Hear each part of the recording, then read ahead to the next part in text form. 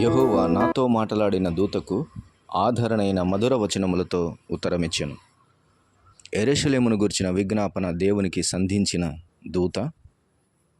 దూతతో దేవుడు మాట్లాడిన స్వరం. ఆయన ఇచ్చిన రిప్లై ఇలాగుంది: ఆదరణైన మధుర వచనములతో ఉత్తరమిచ్చెను. ఆయన అంటున్నాడు, నేను యెరూషలేము విషయములోను సియోను విషయములోను అధిక ఆసక్తి కలిగి ఉన్నాను అని అంటున్నాడు. యెరూషలేమును గూర్చిన సంగతి దూత దేవునికి ప్రశ్నించినప్పుడు జకరియా చూసిన ఈ సుందరమైనటువంటి అనుభవం, వారి మధ్యలో జరుగుతున్నటువంటి ఆ యొక్క కాన్వర్జేషన్ చక్కగా చూస్తూ ఉన్నాడు. దూతకు దేవుడు ఎలాంటి ఉత్తరం ఇచ్చుచున్నాడు అంటే, ఆదరణ అయిన మధుర వచనములతో. అవును, ఇలాంటి ఉత్తరం ఎంత బాగుంటుంది. ఈరోజు ఉత్తరాలలో అనేక రకమైన బాధాకరమైన విషయాలు, ఎంతమాత్రం ఆదరణ లేని విషయాలు మనం పంచుకుంటున్నామేమో. కానీ దేవుని యొద్ద నుంచి వచ్చే ఉత్తరములో ఆదరణ ఉంది, మధురమైనటువంటి వచనములు ఉన్నాయి. దేవుని యొద్ద నువ్వు ఎప్పుడైతే సమయాన్ని స్పెండ్ చేస్తావో, ఆయన నీ విషయమై ఆదరణ అయిన మధుర వచనములతో ఉత్తరమిచ్చుటకు సిద్ధంగా ఉన్నాడు. యెరూషలేమును గురించి మర్చిపోయావా అన్నటువంటి ప్రశ్న దేవునికి సంధించినప్పుడు, యెరూషలేము విషయంలో నేను అధిక ఆసక్తి కలిగి ఉన్నాను అంటున్నాడు.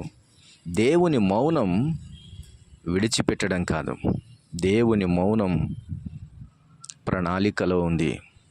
దేవుని మౌనానికి కారణం నీ విషయమై ఆయన దృష్టిలో ప్రణాళిక ఉంది. ప్రణాళికను కంప్లీట్ చేయి. నీవు ఎందుకు భయపడుతున్నావు? ఎందుకు తొందరపడుతున్నావు? ఎందుకు ఆయన మీద ఆయాసపడుతున్నావు?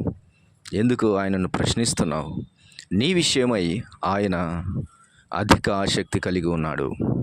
అవును, ఈ ఉత్తరము ద్వారా, ఈ మాటల ద్వారా దేవుని మధురమైనటువంటి ఆదరణ వచనములు నీకు చెప్పమని ప్రభు సెలవిస్తున్నాడు.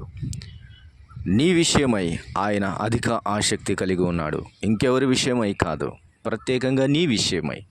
ఆయన మీద ప్రశ్నించాలి అనుకుంటున్న నీ మనసుకు, ఆయన నీకు అడగాల్సిందే అనుకున్న నీ మనసుకు, ఎంతకాలము ఆయన విడిచిపెడతాడు నన్నే అనుకున్న నీకే, నన్ను విడిచిపెట్టాడేమో అని భయపడుతున్న నీతోనే ఆయన అంటున్న శుభవచనం ఇది. మధురమైన శుభవచనం.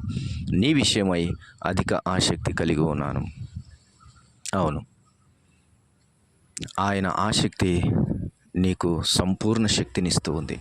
ఉదయకాల సమయంలో నీరసిల్లిపోయిన నీ హృదయానికి, ఎదురు చూస్తూ అలసిపోయిన నీ హృదయానికి, నిరీక్షణ నీరుగారుతున్న సమయంలో నీతో మాట్లాడుతున్న దేవుడు, నీకు ఉత్తరం ఇచ్చుచున్నటువంటి ప్రభు, నీకే ఇచ్చుచున్న ఈ ఉత్తరం ఆదరణ అయిన మధుర వచనం. ఎంత ఆదరణ! ఈ మాటలు వింటున్నప్పుడు హృదయం నిండిపోలేదా? మరింతగా ఆయన కొరకు నిరీక్షించాలన్న ఆశ కలగట్లేదా?